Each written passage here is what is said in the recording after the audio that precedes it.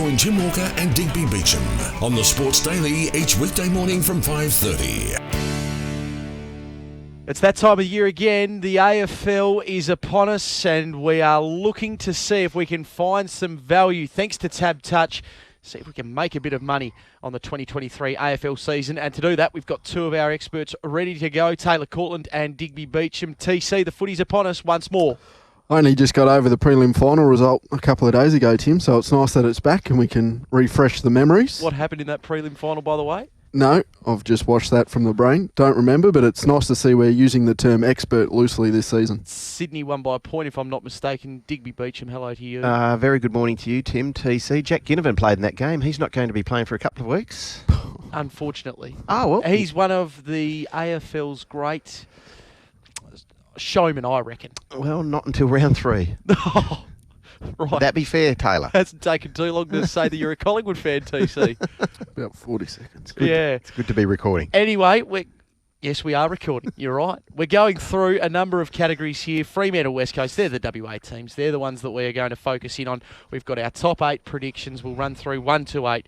We'll have a bet from a top 8 point of view and some burning questions that we don't know what we're going to ask each other, and then we'll have some rapid fire bets at the end. So it's all about finding winners, and from Fremantle's point of view, they were on the winners list more often than not last year, and I think we're expecting more of the same this year, TC. Absolutely, I think so. I think they'll make good improvement as well. They probably need to, and I think it's all offensively. Diggers, they were the lowest scoring side to play finals last year. If they can tinker that, there's not too much work to be done behind the ball. They're pretty solid. The back 6 is good. They defend the whole ground.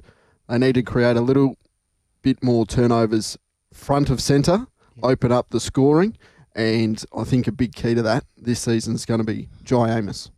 I couldn't agree more. And that's where you would think their improvement for 2023 comes with. There's a greater level of maturity in that squad. They're still a youngish squad. There's a sense of expectation. They won 15 games last year, so I'm not saying they were a massive spike, but it was a significant trend in the right direction.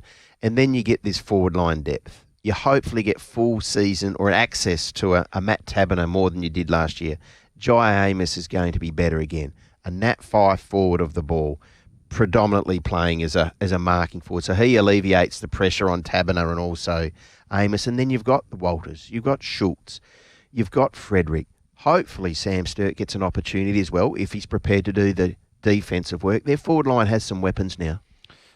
For mine, it's pretty simple, the improvement. 2 words, Luke Jackson. I think he is going to add such an interesting dynamic to the Fremantle Dockers, and I'm calling it, I think he's on the verge of a career best season.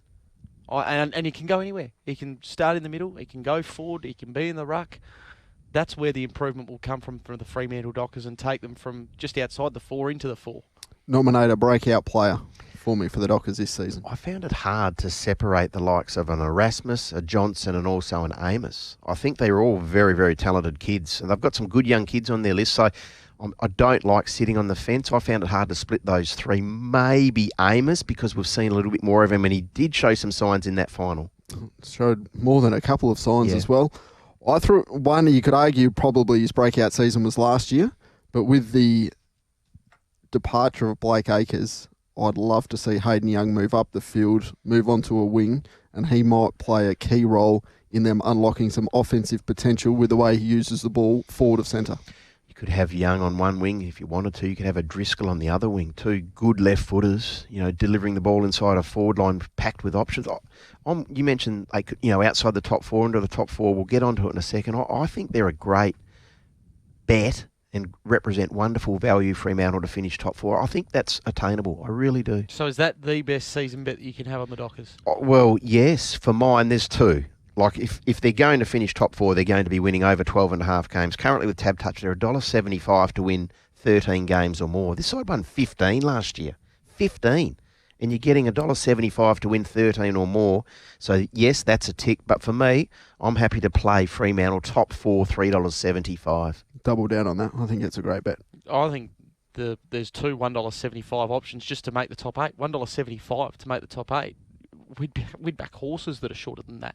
they'll make the top 8, Fremantle. I agree. There's no stress about that whatsoever. And then over 12.5 wins, well, they'll probably get 10 of them at home at Optus Stadium. They've got a good start to the year, haven't they? Well, potentially. They could be 5-1 at worst, I reckon. They could even be 6-zip. It's a springboard. It's a springboard to success, that. Well, not many sides miss top 4 from 6-0. So that's Fremantle, West Coast, and they were a team last year that finished 2-20. It was rock bottom last year. Yeah, it was. I couldn't have foreseen this side sliding to 2-20, TC. And I know we used to get some texts on the Retrovision text line saying, West Coast will finish bottom 4. I couldn't get my head around that, and to watch the train wreck in slow motion, it was hard to watch. Yeah, absolutely it was, but it's very difficult to predict the run that they had with injuries. I think they had the most of their best 22, the most games missed through injury. You didn't have access, and then Luke Shuey played a few games, but he wasn't anywhere near the level of fitness he probably needed to be. You missed Oscar Allen, who's the rising star of the side at the moment. He's going to have to carry the forward line this year. The best case scenario for the Eagles in 2023, are we looking at win-loss, or is win-loss a little bit irrelevant for the Eagles and where they're at with their development? I don't think it's irrelevant. Because this side, as part of their regeneration, if you like, they've got some good kids. We haven't seen a lot of them. They believe they can play finals football. Otherwise, they would have pensioned off a couple of players at the end of last season. They opted not to do that. So they genuinely believe they're capable of returning to September action. Do you think they play finals? No. Is there much point in finishing 10th then? I don't think so, but West Coast don't like bottoming out. History says that. The best case scenario for them, in my opinion, is that they win their first 2 games. Yep. North Melbourne and GWS. And Let's start with baby steps. And that's a start. That's not beyond them. That's not beyond them. North Melbourne away, they are outsiders at the moment with tab touch, but how could you tip into North Melbourne confidently, a side that's only won a handful of games over the past 2 or 3 years? And then West Coast obviously come back and play GWS over here now early in the season. You'd like to think that when you're up and about, you could look after a side like GWS. So if they can be 2-0, then you build the base from there. Yep, agree. All right. What does their midfield look like come the end of the season? I think it's an interesting part of the team for West Coast, because at the back you've got Tom Brass, who's going to hold down a defensive post for quite some time. The other end, Oscar Allen's going to run the forward line for quite some time. So you've got the makings of a spine there. The middle of the ground needs a little bit of rejuvenation for mine. All the reports coming out is Ruben Ginby's going very well, and also Elijah Hewitt played very well in the most recent intra-club matches. So I think the best case scenario, if they're pushing for major midfield minutes by the mid-year point, I think that's a win for the Eagles. Yeah, I would think at the end of the season, their midfield possesses a nice blend of experience and also the likes of a Chesser, a Ginby, a Cully, these sort of players, because they are the next ones who are going to have to take this club forward. I would think that your starting midfield by the end of the season, providing they're all fit and firing, is relatively straightforward with Nick Naitanui, Dom Sheed, Tim Kelly, and then Ruben Ginby as well. If that's what your midfield looks like at the end of the season, I think they've stayed fit and healthy, which has been an issue certainly for Naitanui and Sheed. And then you get the Kelly and also Ginby mixed in there as well, Ginby, however we would like to call it. And Tim Kelly, by all reports, is in really good nick, and so he should start delivering on the big money they're paying him. I know we're going to get to a question in a second after we've looked at both Fremantle and West Coast, but do you, as a West Coast supporter, Tim, want to see Luke Shuey rip the Band-Aid off, rip, tear, or bust, see how fit that man is? I think he'd give a bit of spring off half back. I've been very vocal. No, but do you want to see him just, if he blows up a hamstring, he blows up a hamstring. He needs to be 100% from the outset. We've been saying that for 2 years, haven't we? Nothing changes. Yeah. Yeah. We've been saying that for 2 years. He can't keep doing what, dare I say, Harley Bennell was when he was playing for Fremantle. You know, sort of poking around like you're walking on eggshells. You want to see Luke Shuey be that explosive player he once was. Now, whether he's able to get back to that remains to be seen, jury out. But you'd rather die trying. You can't just play within yourself. Would that be fair, TC? Absolutely. You'd like to see the young blokes sort of force him to do that. Yeah. That they're playing really well at waffle level and breaking down the door to get a spot in that midfield. Therefore, Luke Shuey needs to be 100% and giving it 100% to keep his spot in the team. I genuinely think he'll end up on half-back this year, the skipper. But the big thing is that you need your skipper playing, because that's no good. You can't have your skipper in the stands more often than not. Now, from a punting point of view on West Coast, this was hard, I found. I thought so. Look, I think they're capable of finishing 8, 14, 9, 13 West Coast. I genuinely believe they can, regarding or depending on the availability of personnel, like a Sheed, like a McGovern, like an Oscar Allen. Yo is another one. $1.95 on offer for West Coast to win 9 games or more. I think it's going to be line ball all year. I think if they have a good run with injuries, they can win 9 or 10.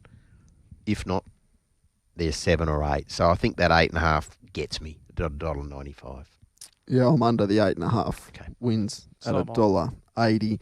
And maybe the other way you could play the Eagles is Ruben winning a Rising Star. Yep. Yeah, I'm under 8.5. That's a 300% increase on wins last year. Now, I know that last year was one out of the box, but baby steps they need to take for mine. And under 8.5, well, that might get me $1.80. Now, let's get some top 8 predictions, run through the top 8s, and then we'll have a look at a best bet from a top 8 point of view. Brisbane? Is this in order at the end of the home and away season? Yes. Yes. Okay. Who do we have on top? I have the Lions. Yes. In agreement? Yes. I'm Melbourne. I had Melbourne second. Geelong? I was Brisbane second.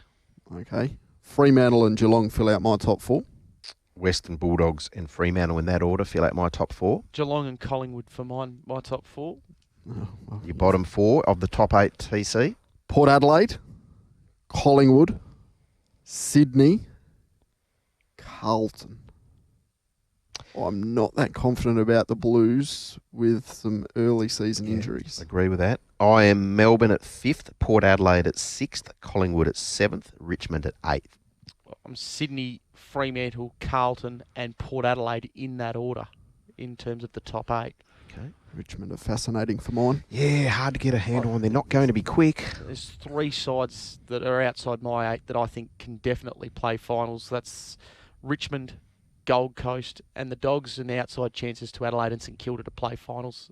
As I've said, there's 5 that can't make finals for mine. I might have overestimated the Western Bulldogs, but anyway, we'll see what happens. I like the addition of Lobb to that forward line alongside Norton. Surely the Dogs form part of your top 8 bet then?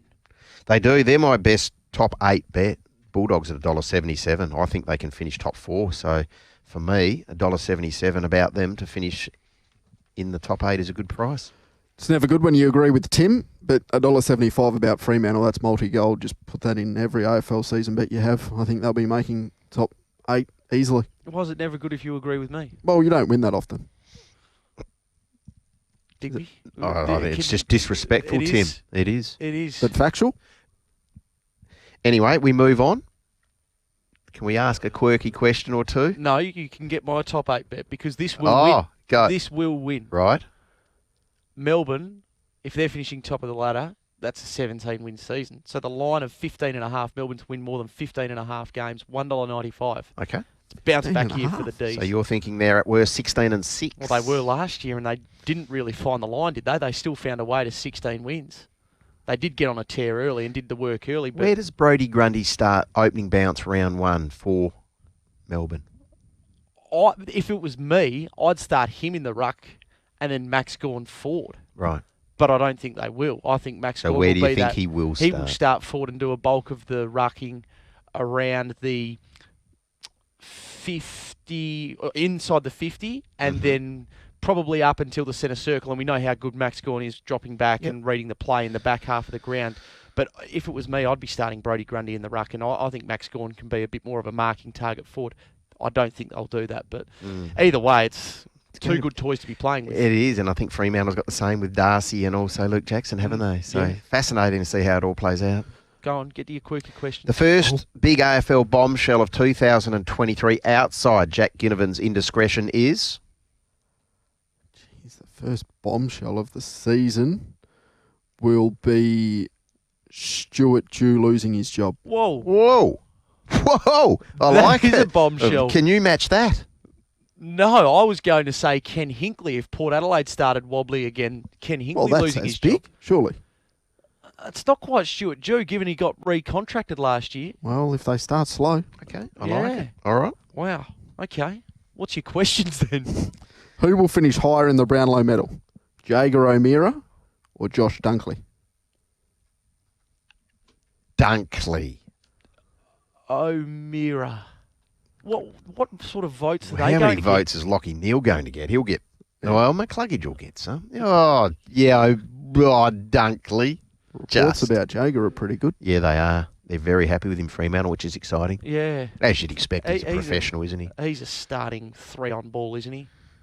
J. O'Meara. Well, depends. Sarong and Brayshaw. Well, they're talking Jackson as a big-bodied midfielder. No, Jackson can start forward and then work in there as the hit-and-run mission. Yeah, interesting. Okay, who's finishing higher? Yeah, O'Meara. O'Meara, okay. Fremantle will win enough games for him to get recognised. All right.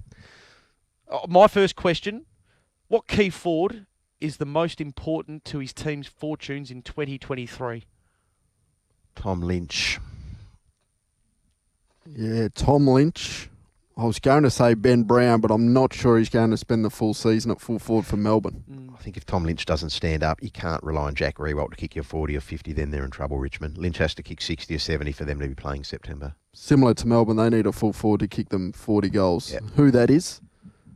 I'll say Melbourne's full forward. Okay. Okay, my next question. Who will be the best Rioli in the game at the end of the season? Oh, I'll stick with Daniel. Junior. I would have said Morris. You're talking Junior Rioli, not Morris Junior?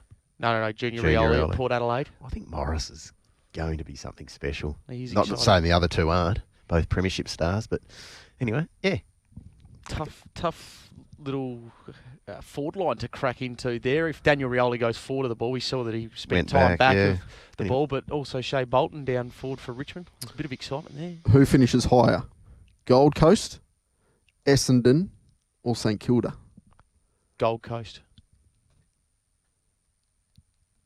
Essendon. It pains me to say it. Essendon. I think he's a good coach, Brad Scott. We had him at North for a long time, and he's good.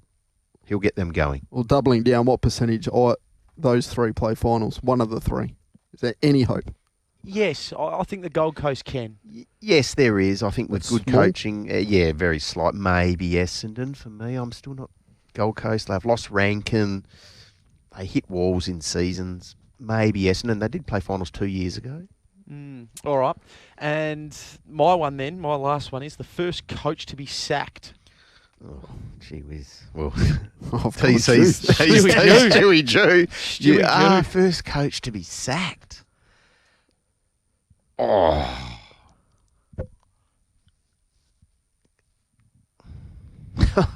Is there a small chance Beveridge? No? No, he's No, recontracted. recontracted. You can't go Adam Kingsley. He hasn't started yet. Brad Scott. Can I throw one curveball at you? Matthew Nix at the Adelaide Yeah, Crows. there you go. Yeah, that's good. Yep, that dog hunts. Yep. That's with me. Yeah, Matt, he's yeah. in a big, Let's yeah. put up or shut up now. It is. Year 4? Yes, came in Yeah, the first year of that's- COVID. That's what Good I was call, going Tim. to say. Yeah. Nix. Yep. All right, and then obviously Hinkley and Hinkley's on the watch he's list, on clearly. the watch list big time. Yep. All right. Rapid fire. Go. Best premiership bet at this stage, Tim. Melbourne at $7.50. Geelong, $5. Brisbane, $8. Okay. Best Brownlow medal bet, TC. One out of left field, Shea Bolton at $81. Whoa! Whoa. I like it. But the main play would be Andy Brayshaw at Yep. 11. I'm having 2. Jack Steele at 21 and Connor Rozee at 34. Well, I wrote down last night, Andrew Brayshaw, $15. He's, as you said just then, he's $11 now. Good shopping, TC. Well Have done. He was $15 last night when I had a look. Into Freo to play time. All right. Okay. Anyway, okay. Rising star, Tim. Melbourne theme, Jacob Van Rooyen at $15 just to take on the favourite Ashcroft. Favourite wins. Ashcroft, $3. Awfully hard to beat. I thought Sam Darcy, $9. Had a taste last year. Big, tall. Bulldogs play good football this year. All right. Along those lines, best Coleman medal bet. Norton, does he get the best defender anymore? I know he's wayward in front of goals and that might hurt him, but he's at $34. I thought it was nice play at that price. I thought Jeremy Cameron, proven, is going to be in a side that's going to win a lot of games. Value hunting for me, 2 metre Peter at $21. Okay. He can have big numbers of shots in games. Best season bet, TC. Well, I had Richmond outside of the top 8. They're $3.75 to miss the 8. I like it. You can sort of half double that with Freo to play top 4 at $3.75. I hope for your sake that the Western Bulldogs diggers can go well and be right there in the mix. But I thought them at $2 to miss the top 8 was a bet. Yeah. Double the money. Yep, fair point. I like it. I've got 2. Brisbane, $2.20 to finish top 4. I think they finished top at the end of the home and away season. I think that represents great value. And I'm chips in with Fremantle, $3.75 to finish top 4. All right. There we go. If there's not a winner amongst that, I'll be surprised. So, and we'll be out of a job. Well, we've done it before. No, in fact, if we're not going at 100%, I'd be surprised. Just under 3 weeks before we get cracking round 1. Yep. Who wins round 1, Tim? Actually, we do need a round 1 bet. Hawthorn at $2.38 to beat Essendon. You don't reckon that Sam Mitchell will have them wound up. There's your roughie in round 1. Well, there's 3 of us sitting around the cameras here at the moment. There's 2 of us that have won the in-office tipping competitions. So it's a big year for someone. Fremantle $1.77 against St Kilda $2.05. No King. Memory's had knee surgery. Zach Jones, Achilles issues. I think Fremantle will go there and get them. Who's the someone? You. Pressure's a privilege. Oh, wowee. All right, wrap it up. Thank you. That's us done. We're off. We're going to go and get excited for the AFL season. Don't forget, if you're going to have a bet this AFL season, do it with Tab Touch. Hopefully we've steered you into a few winners there. Join Tim Walker and Digby Beacham on the Sports Daily each weekday morning from 5:30.